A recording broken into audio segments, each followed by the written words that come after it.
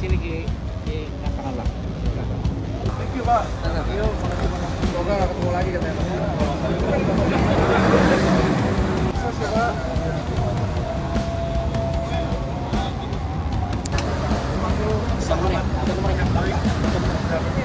Di mana perlu perubahan dan perjuangan di dalam pemerintahan, terutama di dalam bidang hukum, ya.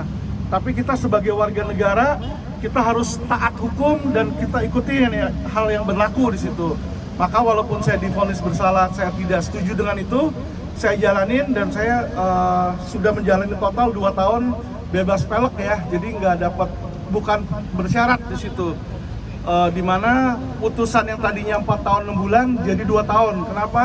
Karena Hakim MA di PK bilang bahwa saya tidak terbukti ikut serta melakukan perbuatan tersebut. Tetapi orang tersebut memakai alamat saya, jadi dianggap ada pembantuan, padahal saya tidak memberikan. Cuma ya nggak apa-apa, di situ kita taati aja hukum yang berlaku. Saya sudah jalanin semua dengan baik, saya ikutin aturan-aturan, dan ini membuktikan bahwa oknum-oknum yang di luar sana bilang saya tidak dipenjara, saya sakit pura-pura, itu nggak benar ya. Karena kenapa? Menkumham mereka sudah menjalankan sesuai aturan dan SOP yang berlaku. Karena kenapa? Ketika seseorang sakit ya harus dibawa ke rumah sakit. Di situ ketika saya harus dipenjara, saya masuk ke dalam penjara.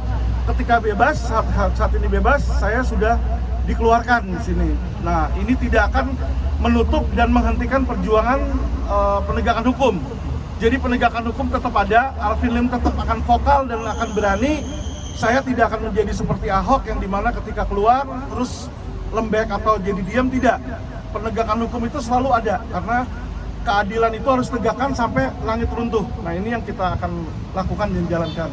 Terima kasih semua kepada masyarakat, kepada para pendukung, para wartawan yang sudah mau meliput di sini ya.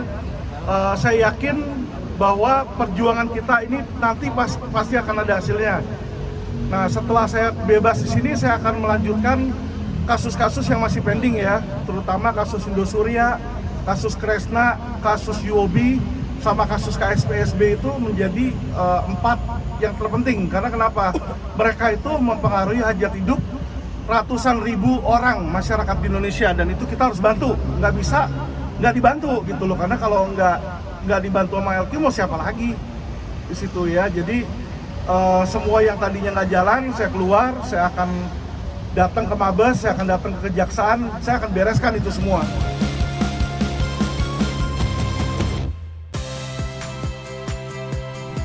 Saya Audrey Chandra, saksikan program-program Kompas TV melalui siaran digital, pay TV, dan media streaming lainnya.